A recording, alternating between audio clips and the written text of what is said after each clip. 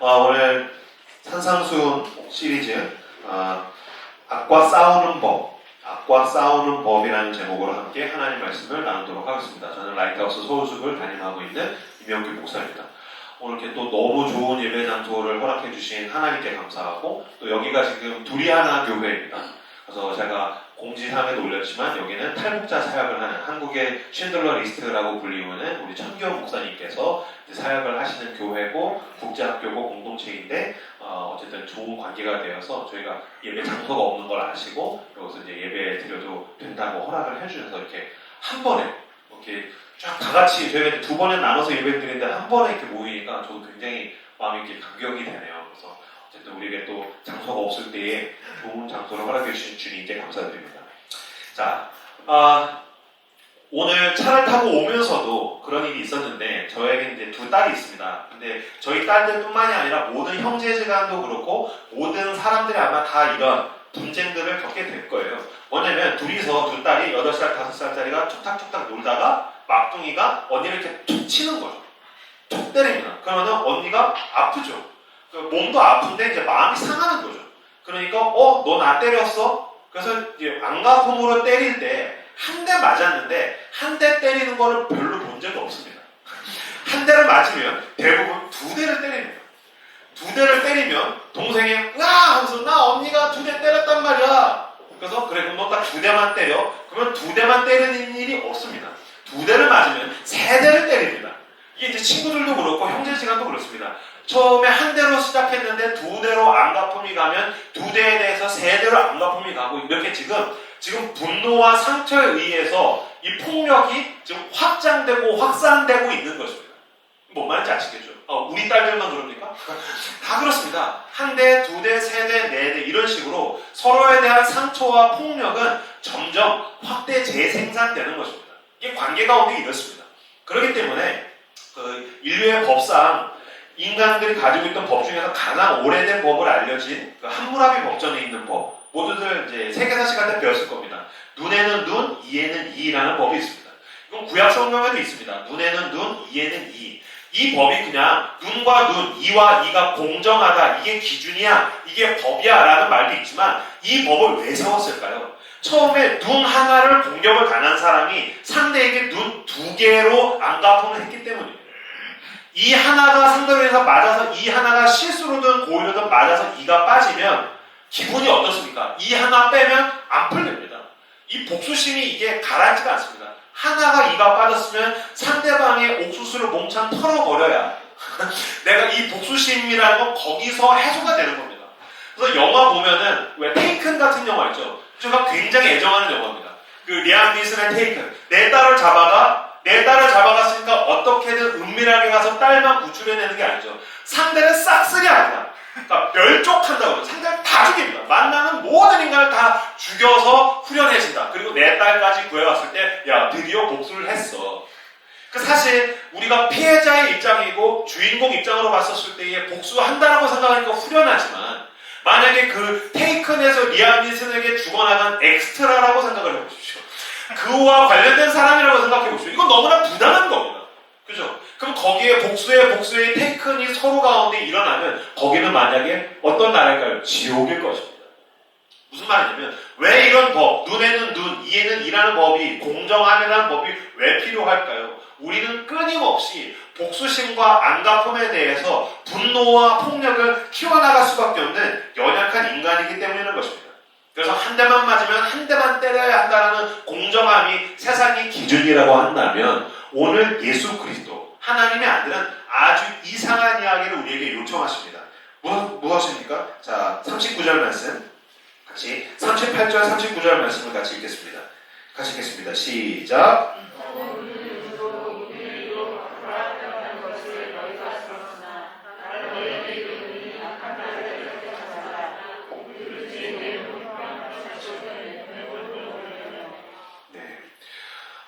또 너를 고발할 속옷을 가지고는 한 자에게 겉옷까지도 주고, 누가 억지로 오리를 가자고 하거든 심리를 동행하고, 내게 구하는 자에게 주며 내게 꾸고자 하는 자에게 거절하지 마라.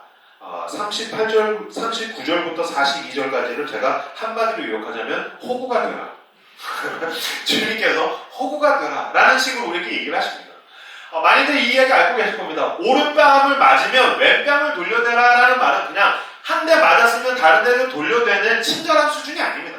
이거는 매 맞은 것에 대해서보다 더 큰 것에 대해서 호의를 베풀라는 얘기인데, 오른뺨을 맞으려면, 여러분을 제가 오른뺨을 때리려면 오른손으로 때려서는 안 됩니다. 오른손잡이가 여러분의 오른뺨을 때리려면 이렇게 해서 못 때리고 어떻게 때려야 됩니까? 이렇게 때려야 됩니다. 여러분 이 손등으로 싸대기를 맞아보셨습니까? 이거 굉장히 모욕적입니다. 저는 고등학교 때 맞아봤습니다. 저 때만 해도 학교에서 선생님들이 무식하게 때릴 때였기 때문에 학교를 등교하고 있는데 너 일로 와. 너 머리가 왜 그 모양이야? 그래서 싸대기를 맞나 보다. 마음의 준비를 하고 왔는데 딱 맞았습니다. 딱 맞고 이제 가면 되나 하고서 딱 돌이켜봤는데 그 자리에서 두 대를 때리는 거예요. 이렇게. 자, 한 대까지는 괜찮았는데 이 손등으로 맞을 때의 모멸감이라는 걸 느꼈어요. 고등학교 1학년 때 태어나서 처음 이런 게 모멸감이구나. 손등으로 싸대기를 맞았었을 때 모멸감. 너는 쓸모없는 인간이야라는 어떤 암묵적인 대사가 들리는 것 같은 거예요. 그래서 그 굉장한 수치심. 그걸로 오른뺨을 맞았는데 왼뺨도 돌려대라라는 얘기를 주님께서 지금 하시는 것입니다.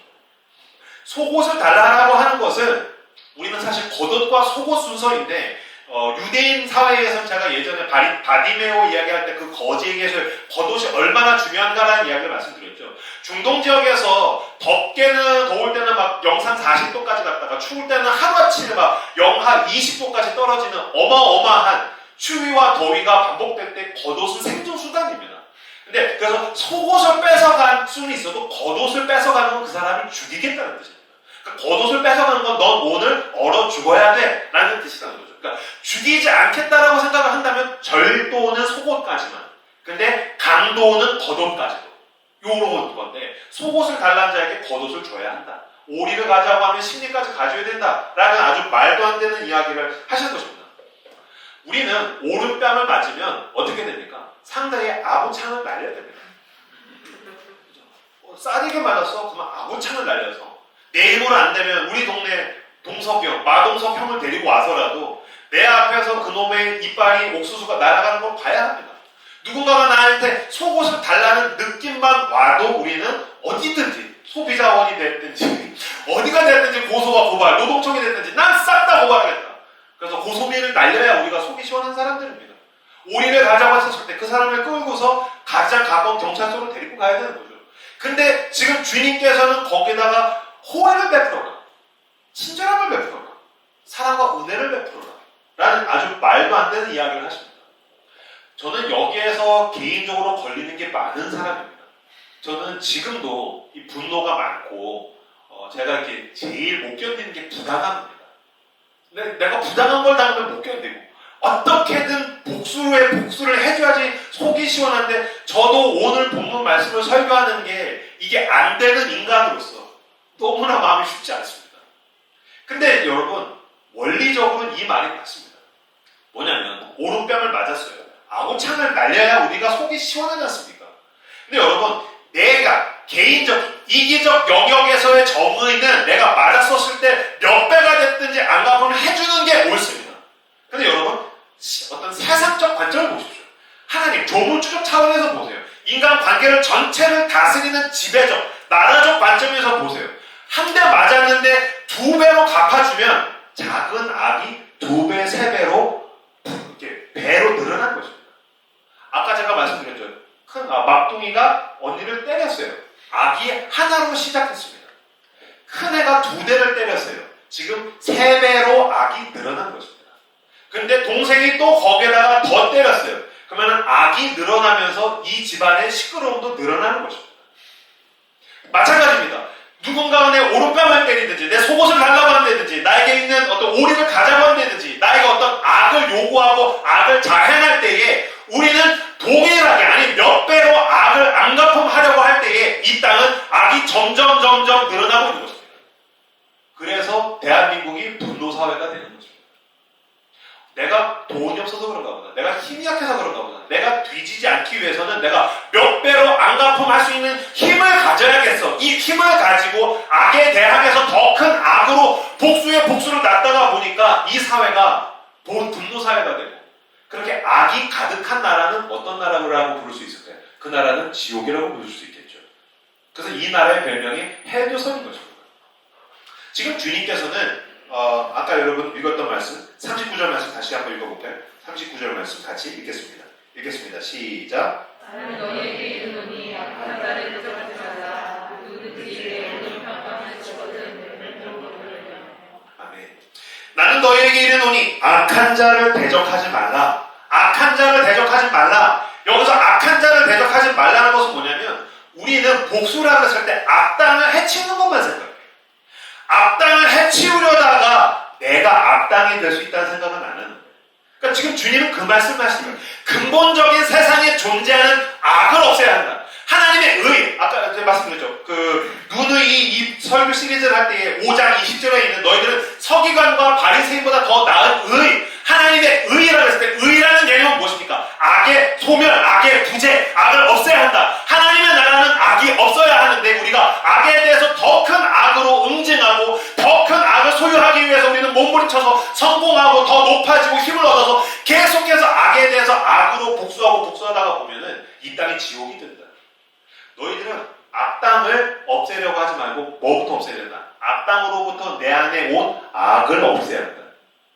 악당이 나에게 악을 전달해줬다면 내 안에 있는 악을 없애고 그리고 나로 더불어서 내 주변에 있는 악당 속에 있는 악까지도 없애야 한다. 하나님의 사랑은 내게 침범해 있는 악을 소멸합니다. 하나님의 놀라운 은혜는 내 속에 쳐들어오는 분노와 폭력과 악을 밀어냅니다. 어둠을 밀어냅니다. 내 안에 있는 악을 회개하여서 소멸시켜버립니다. 내 안에 하나님의 사랑과 은혜가 오면 그것을 가지고 나가서 웹뺨을 돌려대든지 오리를 가져간 자에게 신리를 가든지 호구가 되든지 내 안에 있는 사랑과 은혜의 방식으로 내 앞에 있는 악당 속에 있는 악까지도 밀어낸다는 거죠. 하나님의 나라는 어떻게 오는 것입니까? 신비한 방식으로 옵니까? 아무도 생각하지 못한 방식으로 옵니까? 하늘에서 구름 타고 오신 예수님께서 더 놀라운 세상에서 상상할 수도 없는 분노와 폭력과 지옥을 보여주셔서 니네 다 지옥 가고 싶어? 회개해라. 아니요.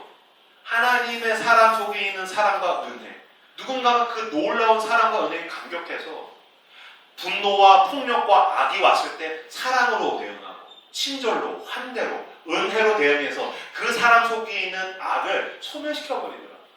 그래서 이게 전이 돼. 악이 전이 되어서 내가 악당이 되는 게 아니라 내게 있는 사랑과 은혜가 전이 되어서 전달되어서 그 사람이 하나님의 사람으로 변화되는 방식을 통해서 하나님께서 이 땅을 변화시키겠다는 얘기를 지금 주님께서 하신 것입니다. 여러분 진정으로 악당을, 분노를, 폭력을 없애는 것은 놀라운 하나님의 사랑과 은혜. 우리는 더 큰 분노가 분노를 없애고 폭력으로 폭력을 없애는 아주 유치한 방식에만 머물러 있는데 사랑과 은혜야말로, 친절과 환대야말로, 용서야말로 누군가에게 있는 분노와 폭력과 악을 없애는 가장 놀라운 도구라는 사실을 우리들은 알고 있지만 믿지는 않는 것 같습니다. 펄벅이라는 사람이 있습니다. 이 사람은 100년 전에 소설가입니다. 노벨 문학상을 받았죠. 이 사람은 중국에서 선교사인 아버지와 함께 지내면서 자기가 중국에서 자랄 때에 중국 사람처럼 살았기 때문에 이 사람은 자기의 경험을 가지고 대지라는 소설을 써서 노벨 문학상을 받았습니다. 펄벅인데 이 사람이 한국에도 왔기 때문에 한국에 왔을 때 한국 이름도 사용했다네요. 그래서 펄이 진주잖아요. 그래서 펄벅, 그래서 자기 이름을 저는 박진주입니다 라고 하고 다녔답니다. 이 펄벅이 중국에서 자랐는데 아버지가 중국 선교사인데 다른 지역으로 선교를 간 거예요. 다른 마을. 그래서 엄마, 그 다음에 펄벅, 딸, 자녀들만 이제 지내고 있는데 그 중국인 마을에 어떤 흉흉한 소문이 돕니다. 계속해서 가뭄이 오니까 이 중국인들이 이 가뭄을 왜 계속 오겠냐. 그 당시 이제 아주 이렇게 너무나도 유치하고 미천한 살다가 보니까 우상이 가득한 모든 걸 영적으로 해석한 시대다 보니까 중국인들이 뭐라고 했냐면 이게 분명히 저 서양 귀신, 펄벅 선교사가 데리고 온 서양 귀신 때문에 이 가뭄이 계속되는 것 같다. 저 서양 귀신과 양놈들을 몰아내야 된다. 그래서 그 중국 마을에서 저 펄벅을 죽이자. 펄벅과 그 집안을 몰아내자. 쫓아내자. 그래서 사람들이 이제 호미, 괜히 이 농민들이 그런 거를 흉기가 될 수 있는 걸 쥐고서 막 몰려오기 시작했다. 중국인들 소리스럽게 죽이자. 서양 귀신 죽이자. 몰아내자 하면서 막 몰려왔다. 그 소식을 한 친밀하게 지내는 중국인이 펄벅의 어머니한테 전달해 줍니다. 도망가십시오. 문을 꽁꽁 걸어 잠그고 절대로 넘어오지 마십시오. 어서 대응을 해야 합니다. 어떻게 하실 거예요? 당장 도망가세요. 펄벅의 어머니와 자녀들과 그 집안일을 해주고 있는 그 하인들 몇몇 있었죠. 펄벅의 어머니가 사람들이 흉기를 들고 자기네 집안을 공격하고 죽이기 위해서 몰려오고 있다는 이야기를 듣자마자 예 알겠습니다 하고서 이야기합니다. 하인들에게 당장 들어가서 차를 끓이세요. 그리고 가지고 있는 모든 찻잔을 내오십시오. 가서 당장 대문을 활짝 열으세요. 그리고 펄벅과 자녀들에게 얘기합니다. 얘들아 괜찮아. 엄마가 여기 있잖아. 그러니까 너희들은 여기서 공긴 놀이를 하고 있거든. 또 어린 펄벅과 언니 오빠들은 공긴 놀이를 하고 있고 엄마는 바느질을 하고 있었다. 그리고 차를 막 끓이는 냄새가 마당에 가득하고 찻잔을 내온 거예요. 저쪽에서 와 시원 하면서 이제 중국말 하고 왔겠죠. 죽여라 니 샤링이 막 그러면서 왔겠죠. 나 호미 괜히 이런 걸 들고서 수백 명의 농민들이 막 분노해서 왔는데 문이 활짝 열려져 있어요. 문이 잠겨있으면 문을 곡괭이로 찍고 부수고 들어오려고 했는데 문이 활짝 열려져 있어요. 이게 무슨 일이? 어안이 벙벙해서 마당으로 들어갔는데 차를 끓이고 있는 냄새가 있고 아이들은 해맑게 웃으면서 공기를 하고 있고 엄마는 바느질을 하다가 펄벅 어머니가 씩 웃으면서 얘기했대요. 오신다라는 소식을 들었습니다. 차를 끓이고 있었어요. 차를 한 잔씩 하시죠. 그 자리에서 다 어안이 벙벙해서 어떻게 할까 하다가 낯을 내려놓고 차를 한 잔씩 얻어 마시고 다들 집으로 돌아갔다. 이 이야기가 주는 힘은 무엇입니까? 사람들의 분노 가운데에 분노로 대응해서는 분노가 사라지지 않는다는 것입니다. 누군가에게 있는 분노, 누군가에게 있는 폭력성, 누군가에게 있는 그 어떠한 힘으로 공격하려고 할 때에 그것을 소멸하는, 악당 속에 있는 악을 소멸하면은 더 큰 악으로는 없앨 수 없다는 것입니다. 사랑이 악을 밀어내는 것입니다. 용서가 분노를 밀어내는 것입니다.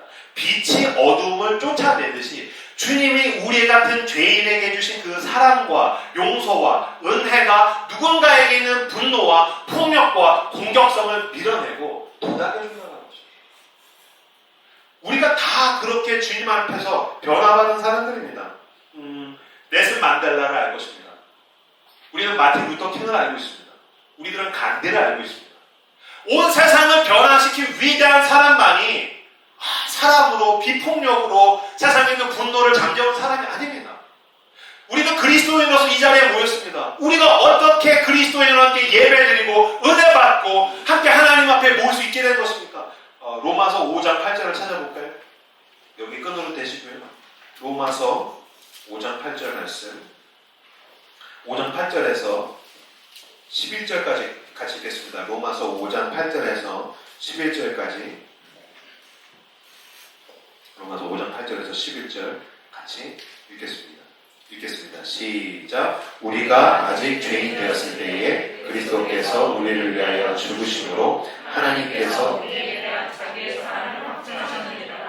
그러면 이제 우리가 그의 피로 말미암아 의롭다 하심을 받았으니 더욱 그로 말미암아 진노하심에서 구원을 받을 것이니 곧 우리가 원수 되었을 때에 그의 아들의 죽으심으로 말미암아 하나님과 화목하게 되었은즉 화목하게 된 자로서는 더욱 그의 살아나심으로 말미암아 구원을 받을 것입니다.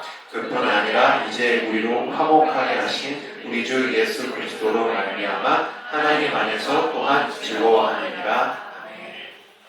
우리가 아직 죄인 되었을 때에 그리스도께서 우리를 위하여 죽으심으로 하나님께서 우리에 대한 자기의 사랑을 확증하셨느니라. 10절. 곧 우리가 원수 되었을 때에 그의 아들의 죽으심으로 말미암아 하나님과 화목하게 되었은즉 화목하게 된 자로서는 더욱 그의 사랑하심으로 말미암아 구원을 받을 것입니다. 사실 원수를 사랑하는 것은 인간이 할 수 있는 일이 아닙니다. 저도 자신 없습니다. 저는 오늘도 이 예배당을 밖을 나가면 저를 공격하는 누군가에게 제가 다행히 오늘 운전을 하고 오지는 않았지만 제가 운전하면서 돌아가는데 누군가가 새치기를 한다면 저를 뒤에서 클락션을 세게 누른다면 그래 오늘 내가 은혜 받았으니 너가 운이 좋다 라고 오늘은 넘어갈 수 있겠지만 내일은 쉽지 않을 것입니다. 그러나 우리가 가지고 있는 방법은 분노에 분노로 대응하는 것밖에 없는 것이 아니라는 것입니다. 싸대기 맞았을 때 아고창 때리는 것보다 더 귀한 것, 좋은 것을 우리는 알고 있는 사람입니다.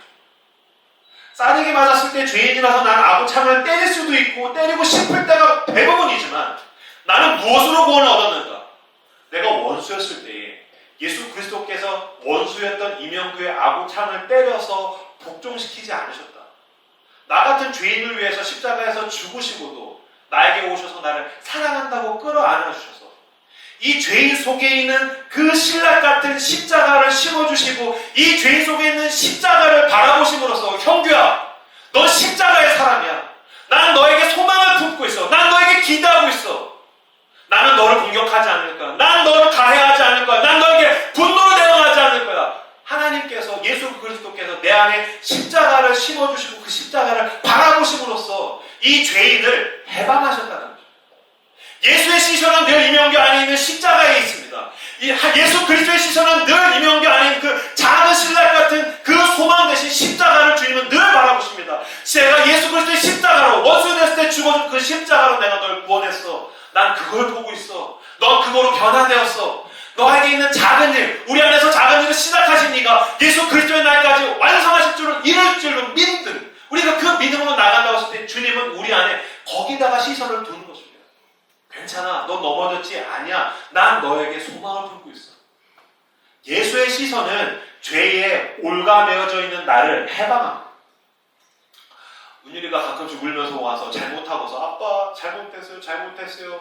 예전에 제 아이패드를 부순 그날도 그랬고 그 이후로도 잘못을 하면 와서 아빠 잘못했어요. 그럼 얘는 혼날 것을, 응징당할 것을, 심판당할 것을 두려워하면서 옵니다. 물론 혼낼 때도 있고 그 부분에 대해서 옳지 않다는 것을 이야기해 줄 때도 있지만 얘는 그거보다 더 겁에 질려서 자기는 안 되나 보다, 아빠 난 안 되나 봐 이럴 때에 제가 뭘 보겠습니까? 내 자녀 속에 있는 소망에다가 시선을 둡니다. 그게 부모의 마음입니다. 아비의 마음입니다. 아니야 은유라, 괜찮아, 그럴 수 있어. 아빠는 널 믿어. 주님이 우리를 지금 그 믿음의 시선으로 봐주고 계시는 것입니다. 형규야, 너가 죄를 지었지만 너는 회개하잖아. 내가 너를 더 정결케 만들 거야. 나는 너를 더욱더 근사하게 만들 거야. 예수 그리스도를 닮아가게 만들 거야. 은혜로 채울 거야. 너를 변화시킬 거야. 예수를 처음 만났던 그날부터 지금까지 너가 많이 변화되었자니 넌 더 예수를 닮아가게 될 거야. 주님의 시선은 늘 내 안에 있는 예수의 씨앗에 있고 예수의 십자가에 있습니다. 이제 우리도 누군가를 바라볼 때에 그 사람에게 있는 죄, 너 내 오른뺨을 때렸어. 너 나한테 속았달라고 했어. 너 나한테 오리를 가자고 했어. 너는 죽어야 돼. 넌 심판을 당해야 돼. 넌 망해야 돼. 그렇게 보지 않고 당신이 이것을 잘못했지만 나는 당신 안에 소망에다가 내 시선을 두기를 원합니다. 내가 변화되었을 때 당신도 변화될 수 있을 줄 믿습니다. 당신이 지금 예수를 믿지 않을지라도 예수 그리스도는 당신을 위해서 죽어주었기 때문입니다. 예수 그리스도께서 당신을 사랑하시기 때문입니다. 내가 변화되었다면 당신도 얼마든지 변화될 수 있습니다. 나는 그 변화의 가능성, 나는 할 수 없지만 주님은 하신다는 그 작은 가능성이라면 나는 거기다가 내 시선을 두기를 원합니다. 믿음의 시선은, 십자가를 바라보는 그 믿음의 시선은 그 사람을 죄로부터 해방시키는 것입니다. 오른뺨을 맞았습니다. 왼뺨을 돌려댈 때에 그 사람이 왼뺨도 시원하게 때려줄 수 있습니다.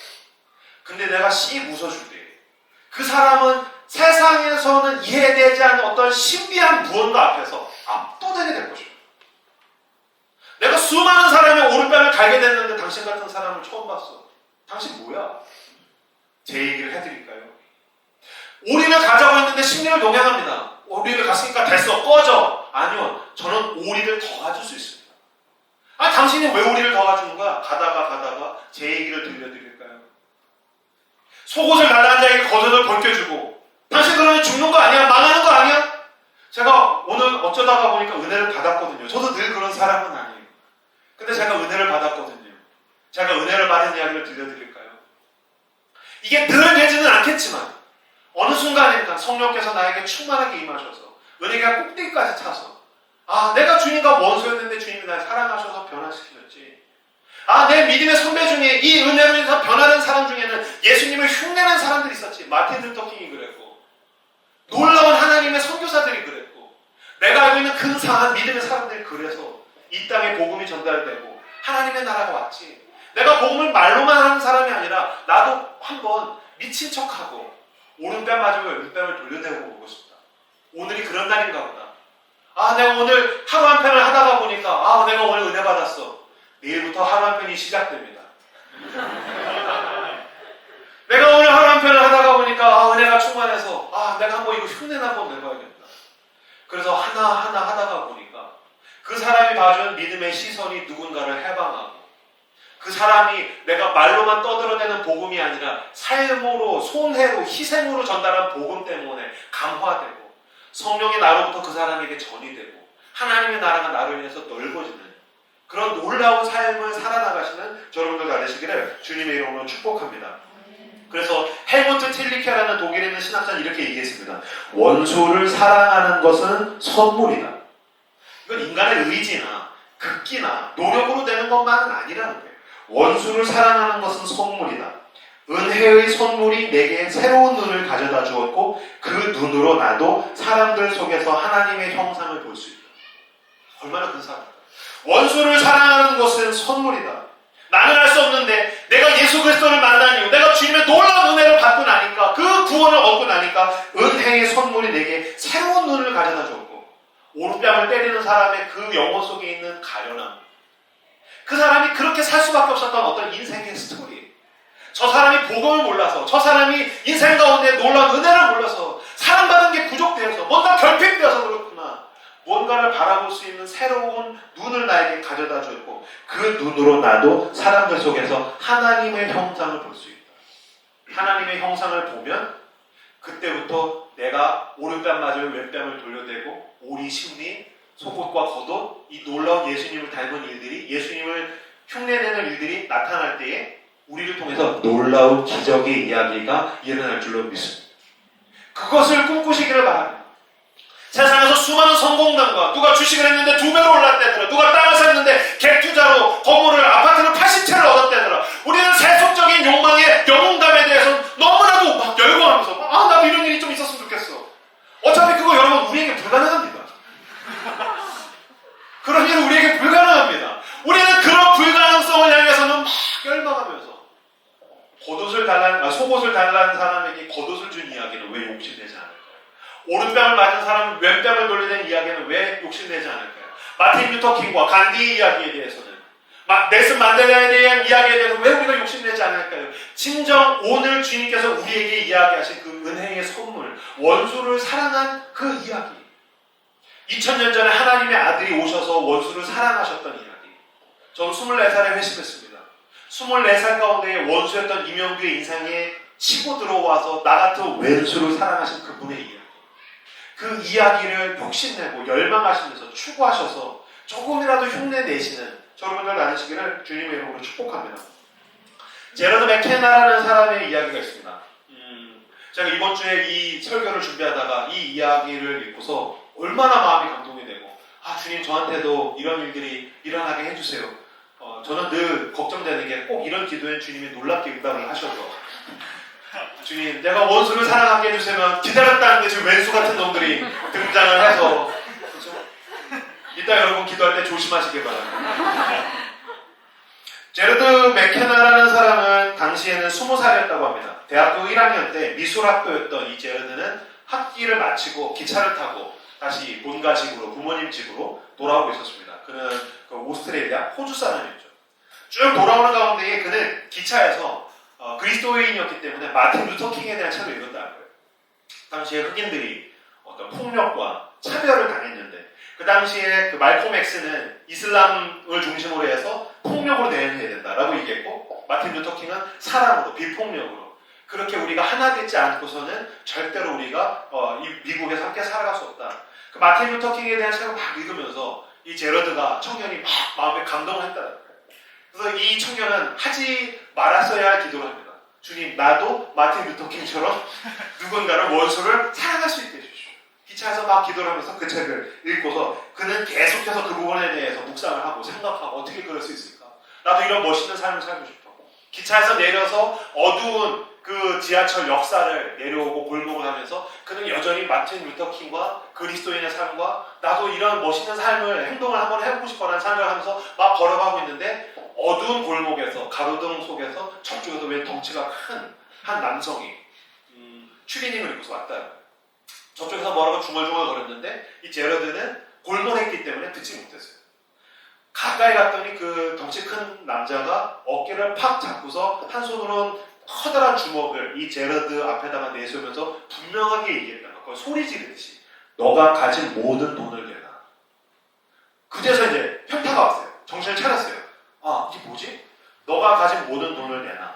아, 내가 지금 돈을 내놔야겠구나. 자기에게 주먹을 내밀었는데 흉터가 굉장히 많았고, 그 다음에 그 덩치 큰 사내에게서는 썩은 새가 났다.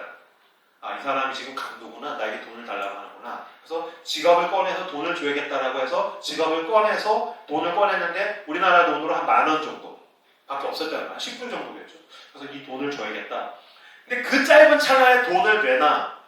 예, 알겠습니다 하고서 돈을 꺼내서 돈을 주면서 그는 기도했다는 거예요.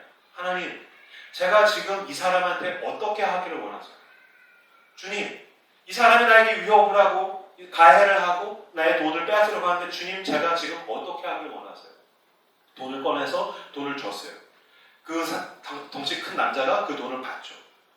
돈을 주자마자 이 제러드가 오른손을 내밀면서 말합니다. 나는 제러드라고 해.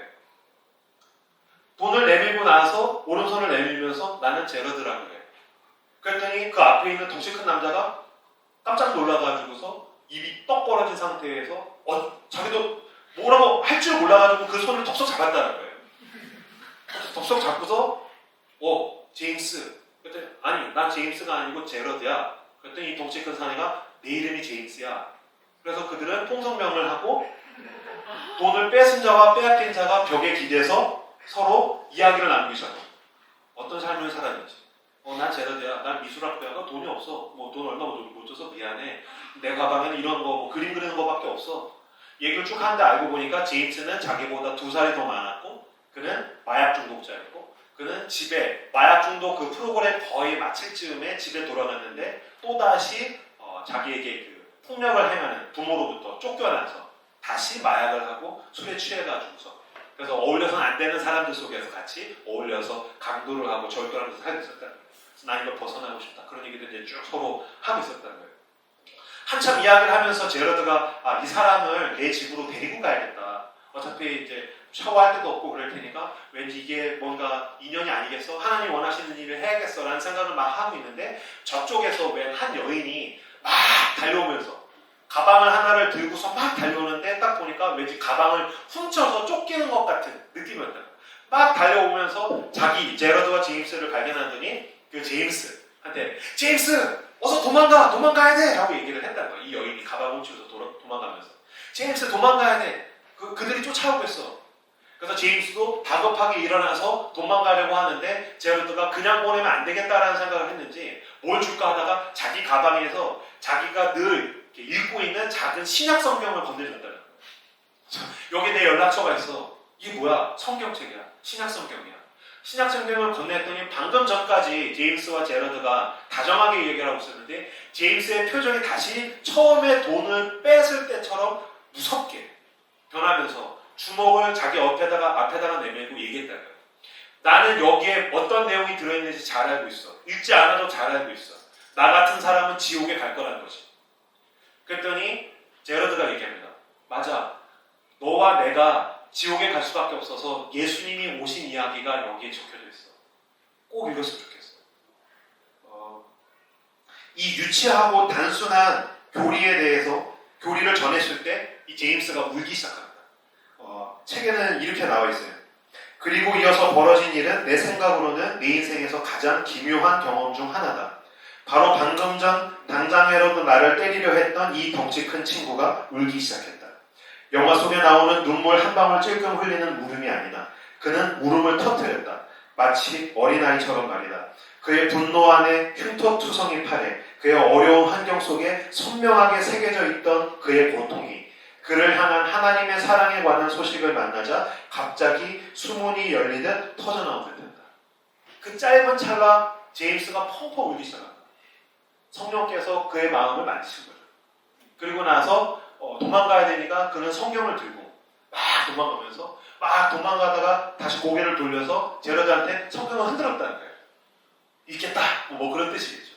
그리고서 막 도망가서 저쪽에 보니까 승용차가 한 대가 있는데 그 가방을 훔친 여인이 타면서 성공했어. 난 오늘 가방을 훔쳤어. 그랬대요.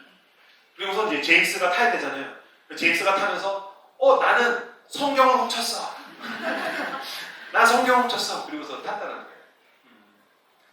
여러분, 우리 인생 가운데 우리에게 분노를 가지고 우리를 가해하려는 사람들은 수도 없습니다. 저는 여러분에게 당부드립니다. 오늘 설교를 들었다고 마음이 감동이 된다고 해서 무턱대고 원수를 사랑하겠습니다라는 기도를 주님 나에게 그런 기회를 주십시오. 내가 원수를 사랑할 수 있게 해주십시오. 주님 내 안에 있는 사랑과 은혜가 내 뺨을 때리는 나에게 뭔가를 갈취하려는 나를 호구로 삼으려는 누군가에게 사랑과 은혜가 전달할 수 있도록 나를 사용해 주십시오라는 기도는 여간하면 하지 않게 되시기를 바랍니다. 그러나 만약에 여러분이 그 기도를 한다면 제러드처럼 우리는 내 인생 가운데 가장 기묘한 경험을 할 수 있을 것입니다.